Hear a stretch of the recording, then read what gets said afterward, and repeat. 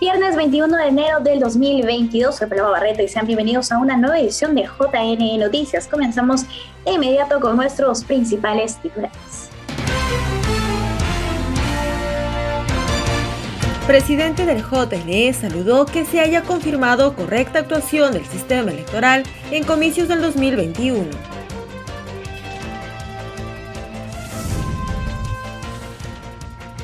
En el dato electoral, todo sobre la ventanilla única del JNE.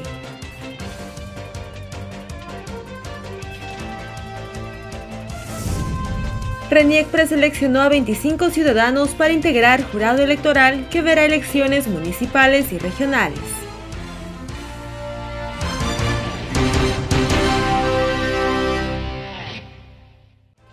Vamos a desarrollar nuestra información y a comentarles que el titular del Jurado Nacional de Elecciones afirmó que una autoridad judicial no puede actuar sometida a presiones. Salas Arenas además indicó que pese a que el Ministerio Público descartó que hubiera habido algún fraude en las elecciones generales 2021, los ataques lamentablemente continúan. El presidente del Jurado Nacional de Elecciones, Jorge Luis Salas Arenas, afirmó que una autoridad judicial no puede actuar ni someterse a presiones, por lo que resuelve no tiene que ver con la cantidad o la calidad de la presión. Si fuera así, hay que jubilar a los abogados y contratar portátiles que buscan torcer la justicia, señaló. El titular del JNE en referencia a los ataques que recibió la institución y él personalmente durante el proceso electoral 2021. Es el del desarrollo de la función en el sistema electoral y es un compromiso constitucional con el futuro de la colectividad. Felizmente, los organismos internacionales han señalado con toda claridad que este fue un proceso transparente, correcto. Y eso es lo que vamos a hacer y seguir haciendo. Asimismo, pidió a la ciudadanía que tenga la tranquilidad de que las elecciones regionales y municipales 2022 serán un proceso decente y transparente como lo merece el país. Al respecto, aseguró que el Pleno del máximo organismo electoral ya emitió los reglamentos correspondientes para dichos comicios y que la institución se encuentra trabajando de modo sostenido para completar todo lo relacionado con la logística que implica un proceso de esta envergadura, con el fin de dar un servicio óptimo a la colectividad. Recordó que, de acuerdo al cronograma electoral, las organizaciones políticas tienen plazo hasta este sábado 22 para convocar a sus internas. Luego, el 6 de marzo es la fecha máxima para aprobar el padrón electoral. El 14 de junio para la presentación de solicitudes de inscripción de candidatos. El 2 de septiembre para resolver apelaciones sobre exclusiones, entre otros hitos. Y el 2 de octubre será la jornada electoral, que seguramente habrá de ser una jornada pacífica y exitosa. En ese sentido, señaló que pese a que el Ministerio Público descartó que hubiera fraude en las últimas elecciones generales 2021 al archivar 7 denuncias sobre ello y que probablemente ocurrirá lo mismo con otras similares, los ataques al JNE y a su presidente continúan. El sistema electoral, enfatizó, corroboró que esas elecciones fueron razonables y los organismos internacionales señalaron que fueron transparentes y correctas y por tanto se dio legitimidad de origen a los elegidos, es decir, congresistas, miembros del Parlamento andino y miembros del Poder Ejecutivo. Y por su parte, Piero Corbeto, el jefe de la Oficina Nacional de Procesos Electorales, aseguró que tiene que haber un acto de contrición, un mea culpa de quienes han mentido, colaborado y construido un discurso de fraude. Tiene que haber un acto de contrición de quienes han servido de corre ve y dile para masificar o intentar incorporar ese discurso del fraude en algunas personas en el exterior. Esas fueron las palabras del jefe de la OMPE a través de una entrevista. Hemos visto algunas personas en el exterior también así haciendo suyo, mejor dicho, este discurso del fraude. No tiene que haber una responsabilidad, en principio, con quienes nos venían a acosar a las casas, ¿no es verdad? Pero no hemos visto ninguna sanción, ninguna responsabilidad en aquellos, ¿no? Es una pena, porque mire usted, a mí me agredieron, yo conseguí que se sentencie al agresor, pero si ya para la gente, tomando lo que usted bien decía, es posible agredir físicamente al jefe de OMPE, imagínese usted en Caballo Cocha, en Marical Castilla, ¿no? A la jefa de ODP que asuma Caballo Cocha.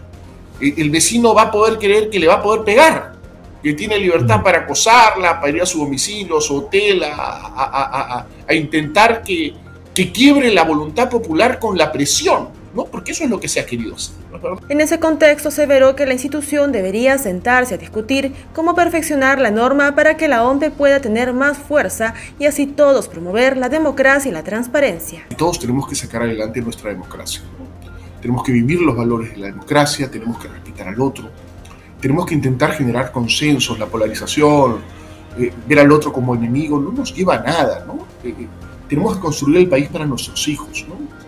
Y sí, ha habido un deterioro de la institucionalidad de manera progresiva. Creo que en este caso competían dos modelos de país antagónicos en principio, ¿no es verdad? Por lo menos así se presentaban, y eso exacerbó a la gente, ¿no? Hubo campañas de miedo y también eso contribuyó obviamente a que se exacerben las contradicciones, ¿no? Pero yo confío que ahora que los niveles comienzan a bajar, que las sentencias comienzan a aparecer, los archivos también, que el tiempo nos da la razón, ¿no es verdad? Esto se va a ir ordenando. Creo que todos y todas tengamos la posición política que tengamos, ocupemos el rol que ocupemos, lo que queremos es que nuestro país salga adelante, ¿no? Finalmente agregó que todos tenemos que sacar adelante nuestra democracia, tenemos que vivir los valores de la democracia, tenemos que respetar al otro y tenemos que intentar generar consensos. El politólogo Fernando Tuesta Soldevilla consideró que aquellos que promovieron la tesis del descartado fraude electoral son enemigos de las evidencias y la verdad. El especialista saludó la decisión de la Fiscalía. En entrevista para JNTV, el politólogo Fernando Tuesta Soldevilla se pronunció respecto al archivamiento de las denuncias sobre un presunto fraude en las elecciones generales 2021. Bueno, esto es, un episodio más contundente, por cierto, de levantar justamente los cuestionamientos que sobre el proceso electoral 2021 realizaron un conjunto de candidatos y partidos. A lo largo del proceso, bastante complicado en términos de estos cuestionamientos, no se entregó, no se presentó ninguna prueba contundente que ameritaba lo que se buscaba en realidad, la anulación del proceso electoral, sino por circunscripciones, también quizá en el norte, la anulación del proceso en su conjunto. Y para eso, lamentablemente, se utilizó todo tipo de recursos que han sido desbaratados. Hay que precisar, Paloma, que contra lo que se ha argumentado, y lastimosamente ha tenido una cobertura pues muy grande a través de los grandes medios de comunicación a su vez, ningún organismo nacional, internacional, especializado y comisiones de observación, así como gobierno alguno, cuestionó el proceso electoral. Muy por el contrario, todos señalaron enfáticamente que el proceso electoral se había realizado con los estándares que tenemos en nuestro país desde el año 2001. Además, se refirió a los ataques que recibieron los entes electorales durante todo el proceso, señalando que estos cuestionamientos no tenían fundamentos. Esto es muy grave. En realidad es muy grave porque se ha construido una narrativa del fraude, amparados, apoyados, repito, en los poderes fácticos, que además no tuvieron, quienes apelaban a esto, ningún tipo de miramientos para que, además de señalar de que había fraude con medias verdades, mentiras y falsas informaciones, atacar a los organismos electorales. Y esto es muy sensible porque, claro, en manos de ellos está la realización de las elecciones como en la impartición de justicia electoral. Y además fueron más allá, atacando personalmente, como tú lo has señalado, al presidente del Jurado Nacional de Elecciones y al jefe de la OMPE. No tuvieron miramientos, es decir, ha sido, y no levemente, han sido agresivos, han sido ofensivos, han utilizado todo tipo de recursos, incluso llevando estas portátiles a sus domicilios, hostigando a sus familias, insultándolos, como nunca ha existido en el Perú. Lamentablemente, esta ha sido un evento que ha manchado ciertamente las elecciones, pero no por quienes la realizaron, sino por aquellos quienes la cuestionaban. Finalmente, el ex jefe de la OMPE destacó la importancia de una ciudadanía vigilante en el marco de los procesos electorales. Y amigos, ahora les compartimos el seguimiento, el acto electoral. En esta ocasión abordaremos la labor de la ventanilla única del Jurado Nacional de Elecciones. La ventanilla única de antecedentes para uso electoral es una herramienta que está al servicio tanto de agrupaciones políticas ya inscritas como aquellas que se encuentran en proceso de inscripción. Mediante esta herramienta, las agrupaciones políticas pueden consultar información respecto de sus posibles candidatos en un proceso electoral. Esta herramienta es implementada en virtud de la Ley 30.322 y su reglamento aprobado mediante el Decreto Supremo número 069-2015-PCM. El artículo 2 de la Ley 30.322, que implementa la ventanilla única, señala que esta debe estar activa 10 días hábiles antes de la fecha de convocatoria de elecciones. Se habilitó la ventanilla única el pasado 22 de diciembre de 2021 para cumplir el plazo de los 10 días hábiles mencionados. Antes de la fecha de activación de la ventanilla única, se cursó oficios a todas las agrupaciones políticas que ya se encuentran inscritas o que se encuentran en vías de inscripción. Un total de 219 oficios fueron cursados, debiendo señalar que aquellas agrupaciones ya inscritas fueron un total de 180 entre 169 movimientos regionales y 11 partidos políticos, y aquellas que no fueron inscritas o están en proceso de inscripción son 39, entre 33 movimientos regionales y 6 partidos políticos.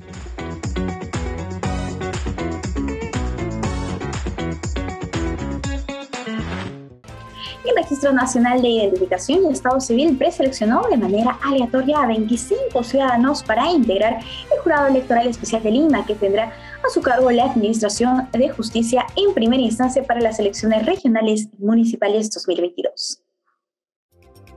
En el marco de las elecciones regionales y municipales de este año, el RENIEC preseleccionó a 25 ciudadanos para integrar el Jurado Electoral Especial de Lima. Entre los 25 seleccionados, el Jurado Nacional de Elecciones elegirá de manera aleatoria al ciudadano que ejercerá el cargo de tercer miembro del Jurado Electoral Especial de Lima, en representación de la ciudadanía. La selección se llevó a cabo mediante un sorteo público en la sede administrativa del RENIEC, con la presencia del notario de Lima, Jaime Tucio Velarde, y funcionarios del Jurado Nacional de Elecciones. Los representantes de la Oficina Nacional de Procesos Electorales participaron de manera virtual. Entraron al sorteo los ciudadanos cuyas edades están comprendidas entre 35 y 75 años, tienen instrucción superior y residen en el ámbito que representarían. Además del representante de la ciudadanía, los otros 2 miembros de un jurado electoral especial son un juez superior y un fiscal, designados por la Corte Superior de Justicia o la Junta de Fiscales Superiores de sus respectivas jurisdicciones. Cabe resaltar que para mayo próximo está programado realizar el sorteo de preselección de los ciudadanos que integrarían los 92 jurados electorales especiales al interior del país. Y el Jurado Nacional de Elecciones recuerda que solo hasta mañana sábado 22 de enero a medianoche deberán convocar elecciones internas las organizaciones políticas que participarán en las próximas elecciones subnacionales. Las organizaciones políticas, alianzas electorales y movimientos regionales que deseen participar en las elecciones regionales y municipales de octubre tienen hasta el sábado 22 de enero para convocar comicios internos. Las agrupaciones políticas deberán comunicar sobre la convocatoria a la OMPE dentro de los 3 días siguientes a la fecha de efectuado el llamado a este proceso interno. Estos plazos y los otros fijados tanto por la OMPE como por el Jurado Nacional de Elecciones son improrrogables y de obligatorio cumplimiento para las organizaciones políticas. Según la legislación vigente, solo podrán competir en los comicios regionales y municipales programados para el domingo 2 de octubre quienes integren las fórmulas y listas que resulten ganadoras en las elecciones internas. Las organizaciones pueden optar entre dos modalidades de elección de sus candidatos, elección directa y elección a través de delegados a efectuarse el 15 y 22 de mayo respectivamente. Y por otro lado, les comentamos que el Jurado Nacional de Elecciones solicitó al Congreso considerar el acuerdo del organismo electoral sobre el referéndum. El entidad electoral sostiene que posee idoneidad técnica para seguir convocando a estos procesos electorales. El Jurado Nacional de Elecciones solicitó a la presidenta del Congreso, María del Carmen Alba, considerar en el debate del próximo pleno el acuerdo del ente electoral sobre su idoneidad para realizar la convocatoria de todo referéndum, incluyendo el de la reforma constitucional. En un oficio dirigido al Congreso, el ente electoral refiere que el predictamen de insistencia de la Comisión de Constitución recoge solo lo indicado en el artículo 40 de la Ley de los Derechos de Participación y Control Ciudadano, pero no lo propuesto para el artículo 44. En ese sentido, se estaría dejando de lado el acuerdo del Pleno del Jurado que propone que se mantenga el texto del mencionado artículo o adoptarse a su redacción normativa, según la cual corresponde a la entidad electoral la potestad de convocar el proceso de referéndum por disposición del Parlamento.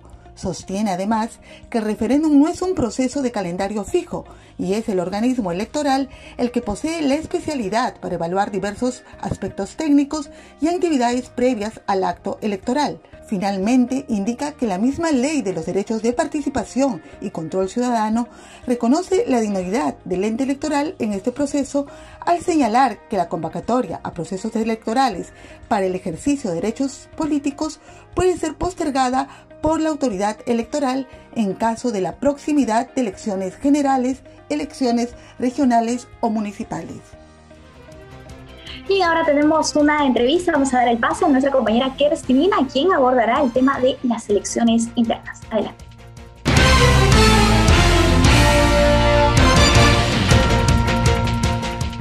Esta mañana nos acompaña el doctor José Tello, abogado especialista en Derecho Electoral. Con él vamos a hablar sobre el proceso de elecciones internas de los partidos políticos, cómo es que procede el mecanismo de votación, son dos modalidades, por delegados, por afiliados. Sobre ese tema conversamos con el doctor Tello. Muy buenos días, bienvenido, doctor. Muy buenos días, ante todo un saludo también a toda la teleaudiencia de JNE Noticias. Doctor Tello, este sábado 22 de enero culmina el plazo para que los partidos puedan realizar la convocatoria correspondiente de las elecciones internas. Entonces, ¿qué deben tener en cuenta cada organización política para esta convocatoria? Ok, organización política, buen punto de partida. Organización política inscrita y no inscrita, porque las inscritas y no inscritas tienen que convocar elecciones de acuerdo al cronograma electoral establecido por el Jurado Nacional de Elecciones entre el 15 y el 22 de enero. Es decir, efectivamente, el plazo vence el próximo sábado 22 de enero. Es indefectible que convoquen elecciones y que establezcan también la modalidad de elección que se va a aplicar con arreglo a su estatuto y arreglo también a la ley especial de carácter transitorio dada para esta elección regional y municipal 2022, que es la ley 31.357. Entonces, acá hay que ser bastante claros en algo. Estamos ya en un cronograma electoral de elecciones internas que se circunscribe, ¿no?, dentro del gran cronograma electoral de las elecciones regionales y municipales 2022. Cronograma que, como bien sabemos, empieza con la convocatoria de elecciones el 5 de enero pasado y termina con la elección del 2 de octubre, evidentemente considerando también que podría haber una segunda vuelta en el caso de las elecciones regionales para gobernador o vicegobernador. Muy bien, y para esta convocatoria ya deben de tener determinadas las modalidades de elección, doctor Tello. Totalmente, y sobre ese punto quiero hacer una tigencia. La ley 31.357 establece dos modalidades de votación: por un militante un voto, o afiliado, un afiliado un voto, o si no por delegados que a su vez son elegidos por los afiliados. Resulta interesante tener en cuenta algo, en algunas organizaciones políticas, partidos o movimientos regionales, sobre todo estos últimos, que no tienen adecuados sus estatutos. Entonces, tenemos que tomar en consideración que hacia el año 2019, bueno, en realidad desde el año 2017, se están dando una serie de normas de reforma electoral. El 2017 se dio un paquete de 6 normas que se dieron justamente hacia finales de ese año e inicio del 2018, año electoral, y se aplicaron para el proceso de elecciones regionales y municipales pasado el 2018. Luego viene la reforma constitucional del año 2019 hago la previsión, la reforma constitucional del año 2018 también, el año electoral, y vienen después, hacia el año 2019, ya las normas de lo que se produjo en la Comisión de Alto Nivel de la Reforma Política, ¿no? Digamos una tercera ola. Pero más allá de eso, hemos tenido por la pandemia normas especiales como la 31038, que rigió para las elecciones generales 2021, y también esta última que acabo de referirse hace un rato, que es la ley 31357. Dicho eso, hay estatutos, sobre todo en movimientos que no están actualizados. Por ejemplo, la anterior normatividad establecía 3 modalidades de votación. Las 2 que he mencionado, un militante, un voto, delegados, pero además también se concebía militantes y no militantes, es decir, afiliados y no afiliados, como también una tercera modalidad de votación. Incluso hay estatutos que recogen esta modalidad de votación. Y ahí viene lo interesante. La actual norma, que es la que se tiene que seguir, que es la 31357, es mandatoria y solamente establece 2 modalidades de votación. Un afiliado o militante, un voto, ¿no? La elección universal y la elección por delegados, quienes a su vez son elegidos por estos mismos afiliados. Por eso que también el cronograma electoral prevé 2 fechas para la realización de las elecciones. Por ejemplo, la primera fecha es el 15 de mayo. El 15 de mayo se escoge, bajo la modalidad de un afiliado, un voto, a los candidatos en aquellas organizaciones políticas que van por esta modalidad. Y también se elige, bajo este mismo mecanismo, a los delegados que una semana después van a elegir a los candidatos que finalmente van a ser los que van a representar a los partidos y movimientos regionales en los comicios del 2022. Ahora, en este proceso de elección, ya sea por afiliados o delegados, ¿cumple el mismo horario de votación que una elección general, por ejemplo? Eso está establecido y regulado también por los reglamentos que ha sacado tanto la OMP como el jurado. Pero a mí me gustaría centrarme más que todo en los hitos que tenemos por delante, más allá que el desarrollo mismo de las elecciones, el cual está supeditado a un nivel de coordinación también entre los órganos electorales y los comités electorales de los partidos y movimientos regionales, los denominados órganos electorales que están previstos en el estatuto y también en la propia ley de organizaciones políticas, la ley 28094. Pero ahí me gustaría, por ejemplo, entrar un poco a los hitos, porque es muy importante que la gente entienda cómo este cronograma electoral incorporado dentro del cronograma de las elecciones nacionales que se van a llevar a cabo en el mes de octubre, ya está marcando ciertas pautas. Por ejemplo, hasta el 24 de enero tiene el Registro de Organizaciones Políticas, el Jurado Nacional de Elecciones, para remitirle al RENIEC el padrón de los afiliados en cada partido político y movimiento regional. Eso a efectos de que RENIEC haga su trabajo de depuración hasta el 15 de marzo. Y es muy importante tener en cuenta este plazo del 24 de enero. ¿Por qué? Porque hay algunas observaciones respecto de afiliaciones indebidas, desafiliaciones indebidas, que están ahorita justamente atendiéndose y que tienen, o sea, que se resueltas a efectos de que se puede enviar esta información a RENIEC y cumpla este organismo constitucionalmente autónomo con su labor. Sobre lo último que acabo de mencionar, por ejemplo, hay que tener en cuenta que esta misma ley 31357 estableció, por ejemplo, un plazo perentorio para que se renuncie a un partido o movimiento regional hasta el 31 de diciembre del año 2021. Luego estableció otro plazo perentorio hasta el 5 de enero para que se pueda uno inscribir en un partido o movimiento regional si es que desea postular a gobernador, vicegobernador, alcalde. ¿Por qué? Porque acá hay que tener en cuenta algo. Para estos cargos se requiere estar afiliado en una organización política. Entonces, esto último que acabo de mencionar, el padrón, es sumamente importante porque el RENIEC, a partir de que se le remite el padrón el 24 de enero, trabaja el mismo hasta el 15 de marzo, fecha en que lo devuelve al jurado para que éste lo valide, fiscalice y lo valide. El 25 de marzo ya tenemos padrón electoral en cada una de las organizaciones políticas. Entonces, ahí radica un punto medular en todo este cronograma de elecciones internas. ¿Por qué? Porque también el Jurado Nacional de Elecciones activó la plataforma Declara Internas, una plataforma que permite que se pueda inscribir a los candidatos que van a participar en las elecciones internas. Acá también existe otro plazo. Ese plazo vence el 9 de abril.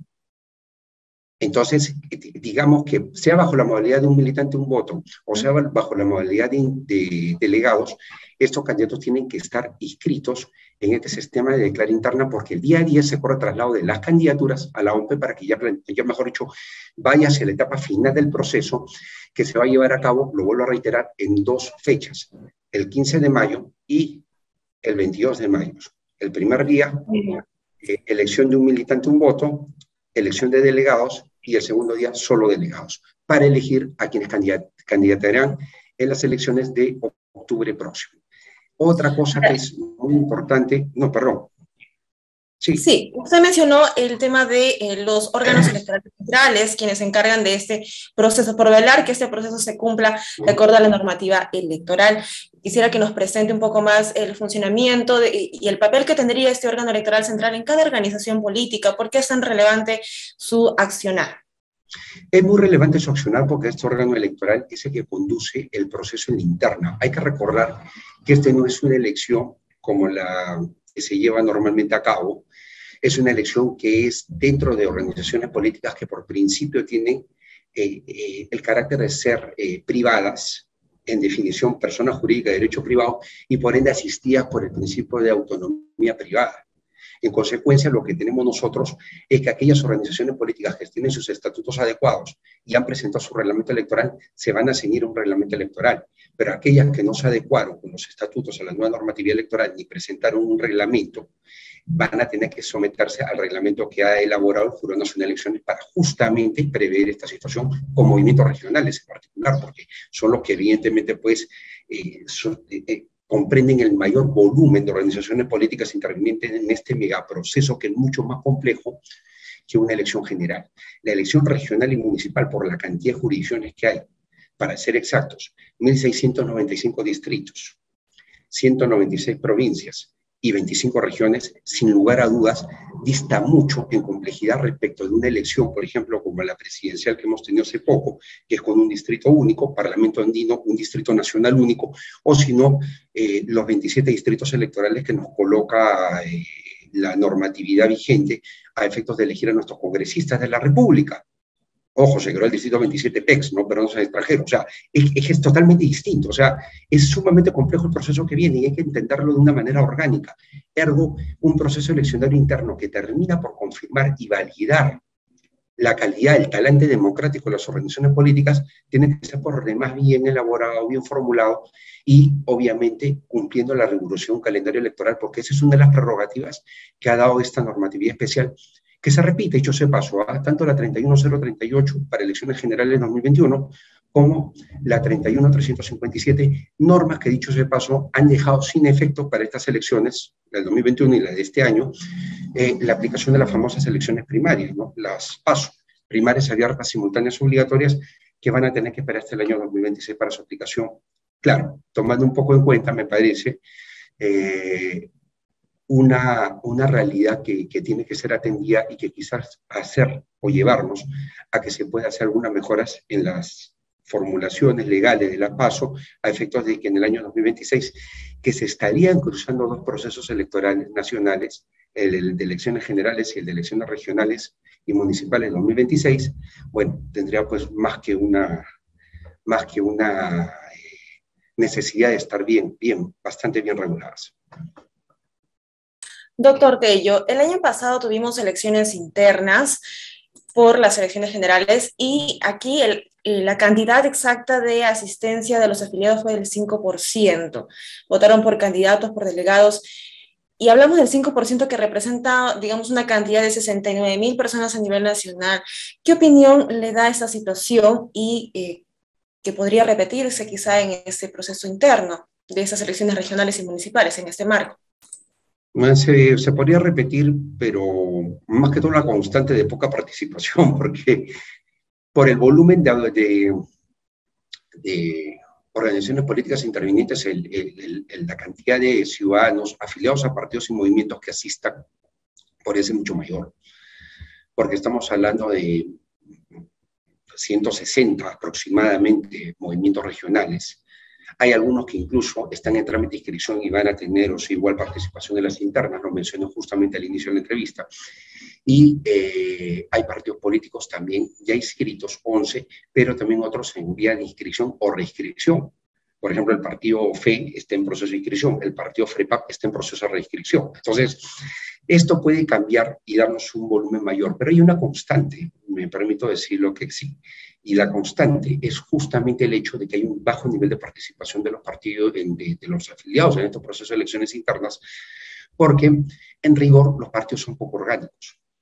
Entonces, al ser poco orgánicos, en realidad generan pues que la movilidad partidaria sea muy, muy débil. En serio, o sea, podemos tener 1 millón de personas afiliadas en partidos políticos, pero si tenemos la lectura que el 10% participa, te denota pues, que la vida orgánica del partido desvestida es muy, muy pobre, muy clarificadora del bajo nivel de institucionalidad, del bajo nivel de articulación que tienen los partidos, principalmente en periodos no electorales. Ojo, principalmente en periodos no electorales, y esas son las consecuencias de esa realidad. Doctor Tello, se nos acabó el tiempo. Yo le pediría, por favor, brinde unas recomendaciones. Usted nos habló de las normativas que hay que tener presente y, por favor, ya para culminar, las recomendaciones a todas las organizaciones políticas que van a realizar sus elecciones internas en 2 fechas. Hablamos del 15 y 22 de mayo. Doctor, adelante. Claro, mi recomendación es ahora mismo los partidos y movimientos regionales inscritos o en proceso de inscripción, con su expediente presentado hasta el 5 de enero, con lo cual estarían expeditos de lograr inscribirse antes del 14 de junio, a llevar adelante o estar, digamos, en estos comicios presentes, estas elecciones regionales y municipales de octubre próximo. Les recomendaría que hagan su convocatoria y la hagan bastante bien, que tengan bastante cuidado con la convocatoria. La convocatoria tiene que ser clara, precisa. Debería, y es una recomendación, estar sustentada en un acta del comité electoral o el órgano partidario, o sea, el órgano electoral partidario, el órgano electoral del movimiento. ¿Por qué? Porque eso es muy importante para que sea una partida de nacimiento de un proceso que tiene que ser bien llevado de la mano con las autoridades electorales. En consecuencia, mi recomendación va por ese lado. Recordemos, y eso sí me permito decir, que hasta el mes de junio, nosotros debemos tener, ¿no?, considerando que la fecha límite es el 14 de junio, hasta el 7 de junio nosotros debemos tener ya resultados de elecciones internas. Y esos resultados de elecciones internas van a ser como lista lo primero que se va a observar por parte de los jurados electorales especiales, lo primero que se va a calificar, lo primero que también podría ser en ejercicio del derecho ciudadano de la tacha, materia de tacha. Consecuencia de estos procesos tienen que ser llevados de una manera impoluta. Una sugerencia final: si tienen dudas, observaciones, consulten al jurado, consulten a la OMPE, no hagan las cosas con libre albedrío o una interpretación. Las autoridades electorales, por ley, están para asistirlos, ayudarlos y hacer que estos procesos sean impecables. Muy bien, doctor José Tello, muchísimas gracias por acompañarnos en esta entrevista. Él es abogado especialista en Derecho Electoral y hemos tocado un punto importante sobre las elecciones internas de los partidos políticos. Ahora sí, nos vamos a una pausa y ya volvemos.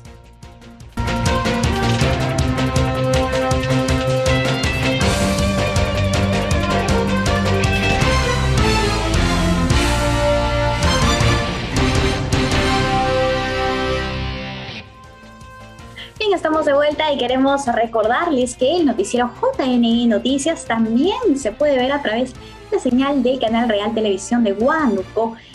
Transmite el noticiero institucional del Jurado Nacional de Elecciones de lunes a viernes a las 9 de la noche. La cobertura de Real Televisión abarca las provincias de Huánuco, Ambo, Pachitea, Pasco y Puerto Inca.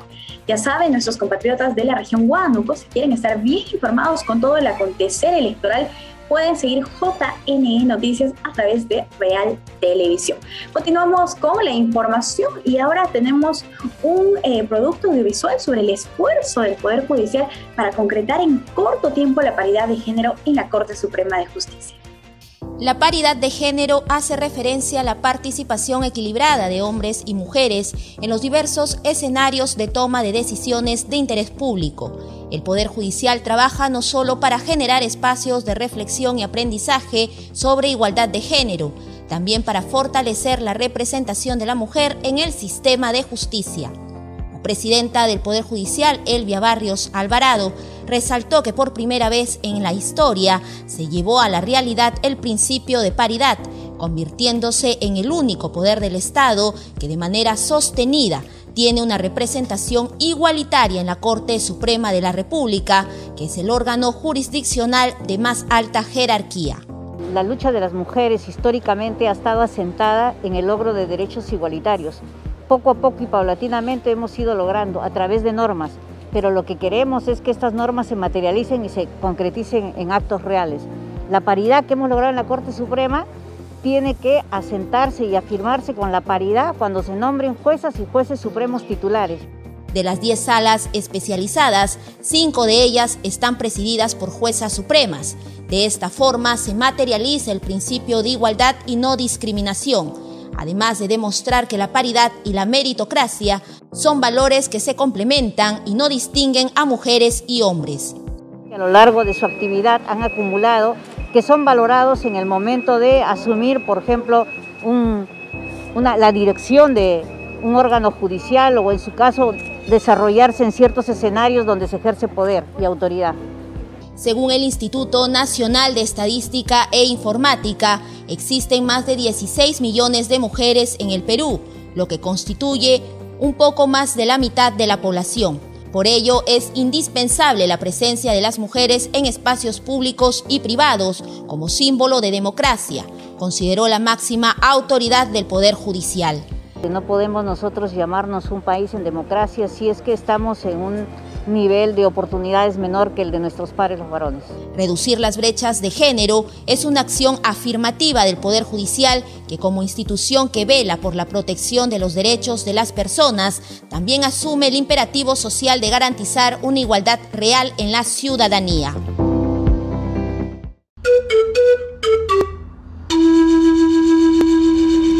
A continuación tenemos el microinformativo CIS a tu servicio con las informaciones más importantes del Seguro Integral de Salud. Gracias por el pase. Bienvenidos a esta nueva edición del microinformativo CIS a tu servicio. Comprometidos con la protección financiera en salud de todos los peruanos, el CIS financió más de 40 millones de atenciones médicas durante el 2021. Logrando que más de 8 millones de asegurados reciban atenciones por diferentes diagnósticos médicos. Los detalles en la siguiente nota. En más de 8.000 establecimientos de salud públicos a nivel nacional, el Seguro Integral de Salud financió más de 40 millones de atenciones médicas durante el 2021. Los servicios más utilizados por los asegurados fueron consulta externa, emergencia, hospitalización, intervenciones de alta cirugía y estancia en la unidad de cuidados intensivos. La cobertura integral y gratuita que brinda el CIS a más de 25 millones de personas fue utilizada por más de 8.200.000 asegurados, quienes recibieron atención por más de 10.470 diagnósticos médicos que van desde controles de prevención hasta complejas atenciones como cáncer, insuficiencia renal crónica, trasplante de órganos y la COVID-19. Las mujeres lideran las atenciones en el 2021 con un 65%, mientras que los hombres con un 35%. La primera infancia también contó con la protección financiera en salud, pues el 31% de personas que utilizaron el seguro CIS corresponde a menores de 5 años, el 26% entre 30 y 59 años, el 28% a mayores de edad y el 15% niños y adolescentes entre los 5 y 17 años. Cabe anotar que los 5 planes de seguro CIS financian en total 12.000 diagnósticos médicos, además de traslados de emergencia vía aérea, terrestre, marítima o fluvial, y también el pago de sepelio.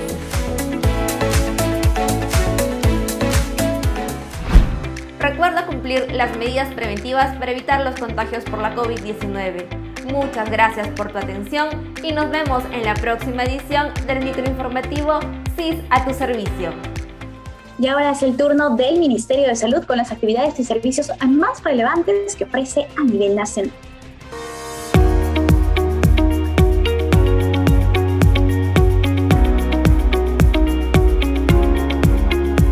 Bienvenidos al microinformativo La Salud es tu derecho. El Ministerio de Salud anunció la campaña Si lo vacuno, protejo su niñez, la cual invita a proteger a los niños entre 5 y 11 años de edad, vacunándolos contra la COVID-19. Esta iniciativa convoca a padres, madres y ciudadanos, así como docentes, directores y líderes de opinión a reforzar los mensajes de confianza acerca de la vacuna, lo que a la vez permitirá garantizar un retorno seguro a clases presenciales. Con el lema Faltamos nosotros, protege nuestra niñez, se busca que los menores de edad reciban sus dosis de la vacuna, propiciando su desarrollo emocional, social y educativo. En ese sentido, se espera comenzar la vacunación con los menores que presenten comorbilidades o inmunosupresión, para luego continuar con el grupo de 10 a 11 años, de 8 a 9 años y los niños de 5 a 7 años de edad. El Ministerio de Salud inauguró el Laboratorio de Biología Molecular con la metodología RT-PCR de la Dirección de Redes Integradas de Salud de Lima Este, el cual beneficiará a más personas en el proceso rápido de diagnóstico de la COVID-19. Como se sabe, son varios los puntos de descarte COVID-19 ubicados en esta parte de la capital, por lo cual este laboratorio contribuirá a obtener más pronto los resultados, explicó la doctora Antonieta Alarcón, directora general de Operaciones en Salud. Asimismo, exhortó a la población a cumplir con sus 3 dosis de vacunación, a usar sus 2 mascarillas, lavarse las manos constantemente y evitar las aglomeraciones para prevenir el contagio de la COVID-19. Desde el Laboratorio de Biología Molecular del Ministerio de Salud, la doctora Antonieta Alarcón, directora general de Operaciones en Salud, informó a la población sobre la ampliación del servicio y acceso a las pruebas antígenas y moleculares para descartar los casos de COVID-19 en el país. Asimismo, explicó que las personas con síntomas respiratorios, adultas mayores con comorbilidades o síntomas, deben realizarse una prueba de descarte. En el caso de las personas que no presentan malestar, deben seguir protegiéndose con las medidas de prevención y completar su esquema de vacunación. Por último, recomendó a los ciudadanos que mantuvieron contacto con casos positivos a llamar al 113 o al call center de cada DIDIS para recibir orientación oportuna.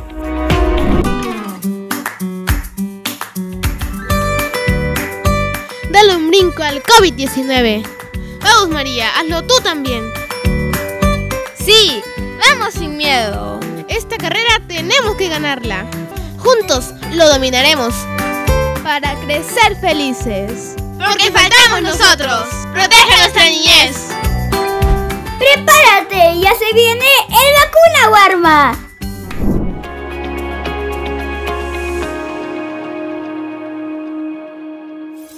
Siempre con el pueblo. Gobierno del Perú. Ahora tenemos un bloque de acciones de fiscalización desarrolladas por la Contraloría en los municipios de Moquegua, San Isidro en Lima y el Ministerio de Educación.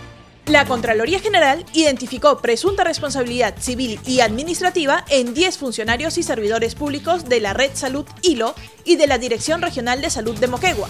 Ello debido a que aprobaron y tramitaron el pago de una asignación económica por atención primaria de salud a 58 trabajadores que se encontraban de licencia durante el primer año de la pandemia. Este mal proceder ocasionó un perjuicio económico superior a los 100.000 soles. Los informes de control posterior recomiendan a los titulares de la Red Salud Hilo y de la Direza Moquegua el inicio de las acciones administrativas contra los presuntos responsables. También se recomienda a la Procuraduría Pública de la Contraloría el inicio de las acciones legales, civiles, contra los servidores públicos comprendidos en los hechos. La Contraloría intervino la Municipalidad Distrital de San Isidro en Lima, debido a que no adopta las medidas correspondientes recomendadas en los informes de control simultáneo y posterior que tienen como finalidad evitar riesgos potenciales de corrupción. Un equipo de auditores se acreditó ante la gerencia municipal para iniciar la recopilación de información a fin de verificar si fueron atendidas las alertas e indicios de irregularidades comunicadas a la entidad en los años 2020 y 2021. Entre otros casos, se verificará si la municipalidad implementó alguna medida correctiva luego que la Contraloría alertara que la empresa que ganó una buena pro por 47 millones de soles para el servicio de mantenimiento de áreas verdes no había acreditado en su integridad documentación necesaria ni cumplió los requisitos para que calificara su oferta. El 44% de los estudiantes de secundaria de colegios estatales encuestados a nivel nacional consideró que el medio virtual utilizado para el dictado de las clases de la estrategia Aprendo en Casa resulta insuficiente para alcanzar un aprendizaje adecuado. Así lo informó la Contraloría General como resultado de sus veedurías escolares virtuales realizadas a las estrategias educativas del Ministerio de Educación durante la emergencia sanitaria por COVID-19. De 67.207 estudiantes entrevistados sobre la estrategia Aprendo en Casa a nivel nacional, el 56.5% señala que los profesores usan WhatsApp para realizar el dictado de clases mediante videollamadas, el cual constituye un medio poco idóneo para el aprendizaje de los estudiantes. Asimismo, el 51.87% de los estudiantes manifiesta que utiliza el celular como medio para acceder a la referida estrategia, mientras que el 28.5% utiliza computadora de escritorio o laptop, y solo el 8.28% accede a través de la tablet entregada por el Minedu.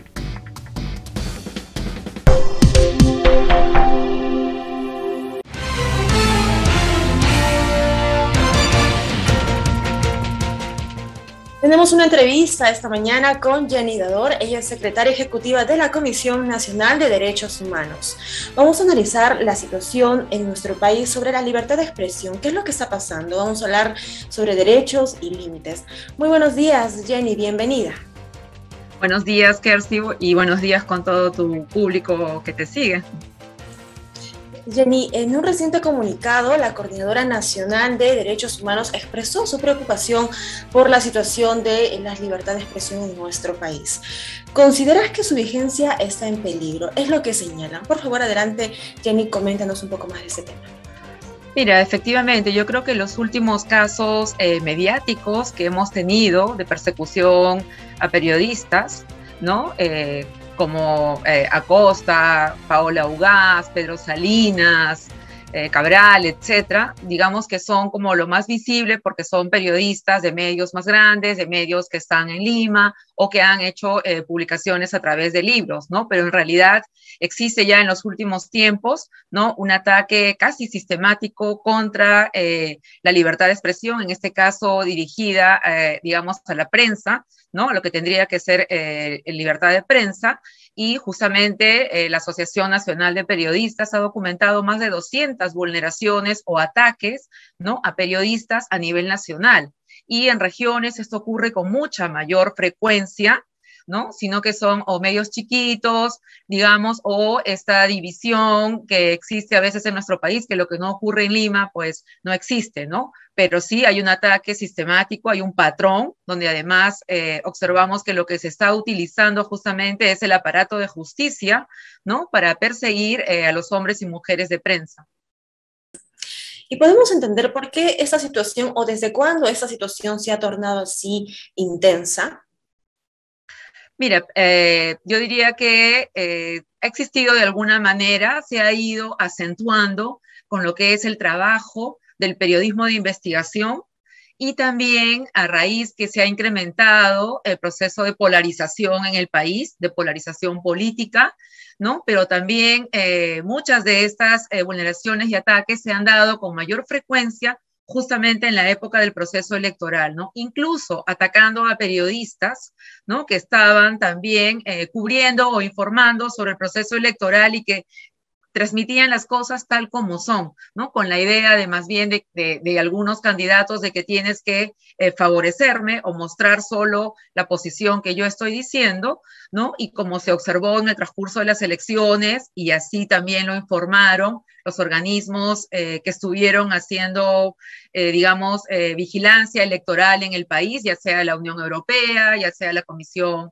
Interamericana de Derechos Humanos, la OEA, etcétera, ¿no? De esta, digamos, digamos, de la poca pluralidad que existía en los medios de comunicación peruanos abiertos, ¿no? Había como una concentración, digamos, hacia una determinada candidatura, ¿no? Y entonces eso también generó ataques hacia aquellos periodistas que estaban pretendiendo cubrir las cosas como son, ¿no?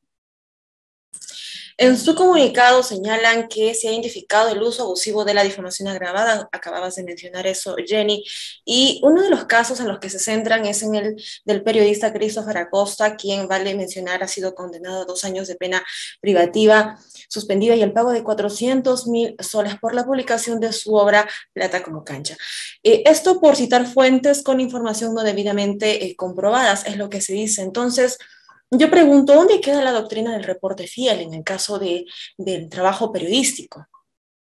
Efectivamente, esa es una vulneración, ¿no?, que encontramos en este juez que ha construido esta pieza histórica, ¿no?, esta sentencia, donde hace tabla rasa de los estándares internacionales, ¿no es cierto?, que hemos logrado avanzar y en el campo del reconocimiento y la protección a las libertades, ¿no? Entonces, lo que encontramos es justamente que esos aparatos de justicia, mencionaba, ¿no?, lo que hacen es apartarse más bien. Ahora, nadie dice que un juez, ¿no es cierto?, tenga que estar comprimido en 1 metro cuadrado. Puedes apartarte, pero apartarte de aquellos estándares significa un ejercicio de motivación, de razonamiento y de argumentación, cosa que no encontramos. Más bien es un absurdo, ahí no hay ninguna motivación, ningún razonamiento, ¿no? Y más bien esa es una carencia que encontramos también en distintas resoluciones, incluso en el caso del periodista también Salinas,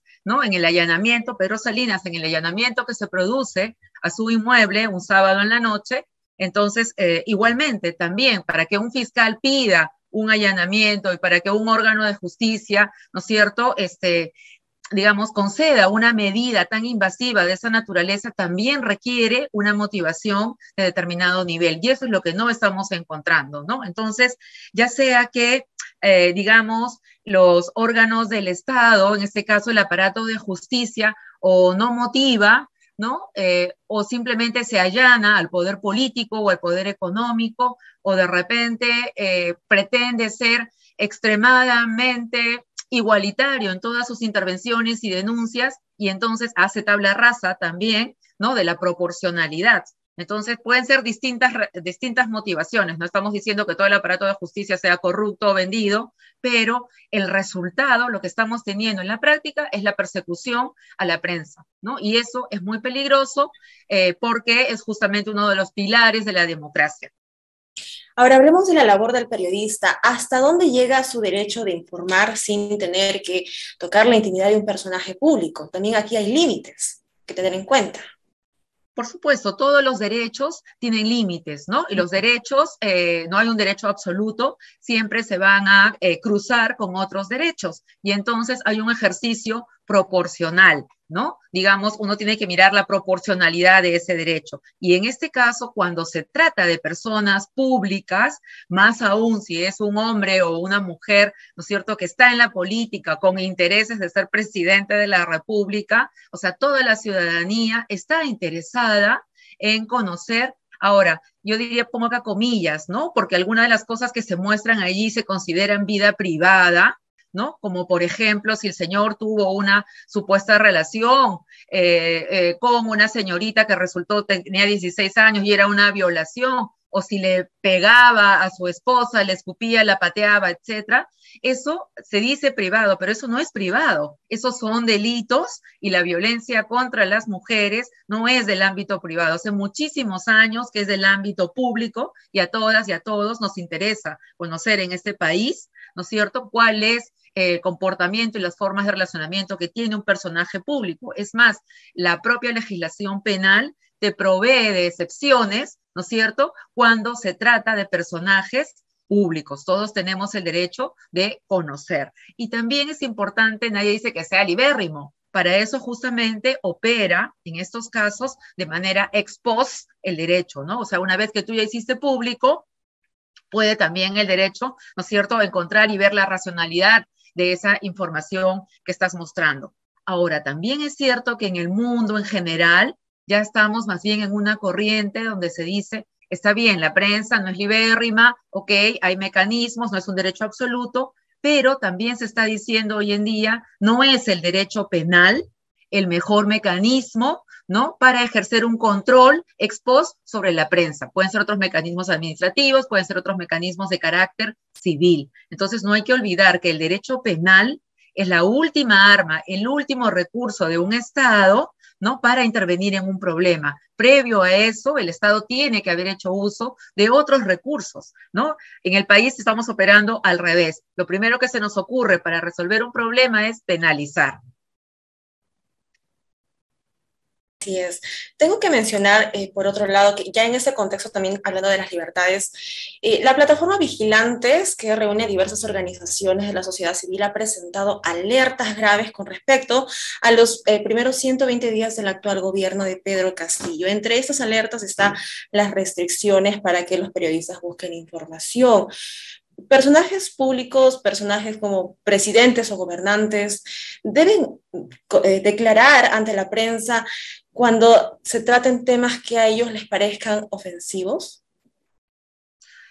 En general, nosotros consideramos que todo personaje público, toda autoridad debiera siempre, ¿no es cierto?, tener un canal de comunicación y la posibilidad, pero un canal de comunicación de ida y vuelta, ¿no? Porque no es que yo me siento y hablo 2 horas y nadie me pregunta nada, sino la posibilidad también, ¿no es cierto?, de ser interrogado, preguntado sobre esas decisiones que estás tomando para la conducción del gobierno del país o sobre las situaciones en las que te estás viendo expuestos, como es el caso de este gobierno, donde hay serias denuncias también de actos de corrupción, ¿no? Entonces, debiera sí generarse, por supuesto, hacer el esfuerzo de generar un diálogo, la posibilidad de un diálogo. Hasta ahora, salvo las conferencias de prensa de la Premier y los ministros, no tenemos un presidente, ¿no?, que esté dispuesto a dialogar con la ciudadanía también y con la prensa, por supuesto, y eso es importante. Claro, no llega a tener, ¿no?, la característica de una vulneración, ¿no?, como los otros casos que nos estamos refiriendo, pero no es lo adecuado, no es lo sano en una democracia, si se quiere decir, ¿no? Y eso también es importante destacarlo. Jenny, ya para concluir, por favor, recomendaciones, si hay que llamar nuevamente o dar una reflexión respecto de este tema de las libertades de expresión, por favor, siéntete libre de hacerlo. Sí, nosotros en realidad estamos haciendo invocación al Ministerio Público, al Poder Judicial, ¿no? Que en sus intervenciones recuerden el tema del debido proceso, recuerden los estándares internacionales de derechos humanos que ya están fijados, y un estándar es el piso mínimo que tiene que garantizarse, que tiene que garantizarte una autoridad, es decir, de ahí para arriba, ¿no? Entonces, eso es importante que la ciudadanía lo conozca, que las y los periodistas los conozcan y que recordemos también, ¿no?, que gremios como la Asociación Nacional de Periodistas, que integra también la Coordinadora Nacional de Derechos Humanos, está para defender al gremio, ¿no?, y que eso está ocurriendo a nivel nacional y que estamos mirando nosotros también lo que está ocurriendo con las y los periodistas en las regiones, ¿no? Y hacer la invocación también a nuestras autoridades y estamos también utilizando los mecanismos que nos otorga el derecho internacional. Estamos acudiendo a la Comisión Interamericana, al relator también de libertad de expresión, ¿no?, para garantizar la libertad de prensa, la libertad de información, la libertad de expresión en el país, y cuidado con ese proyecto también que en este momento está en el Parlamento y que pretende sobrepenalizar, ¿no?, aumentar incluso las penas que ya existen para los delitos de difamación. Sin libertad de expresión y de prensa no hay una democracia que se sostenga. No nos dejemos engañar. Muy bien, muchísimas gracias, Jenny, por esta entrevista, por tu tiempo. Hemos hablado sobre la situación de la libertad de expresión en nuestro país con la secretaria ejecutiva de la Comisión Nacional de Derechos Humanos. Muchísimas gracias, será hasta otra oportunidad, Jenny. Gracias, Ketsi. Muy bien, ahora sí nos vamos a una pausa, ya volvemos.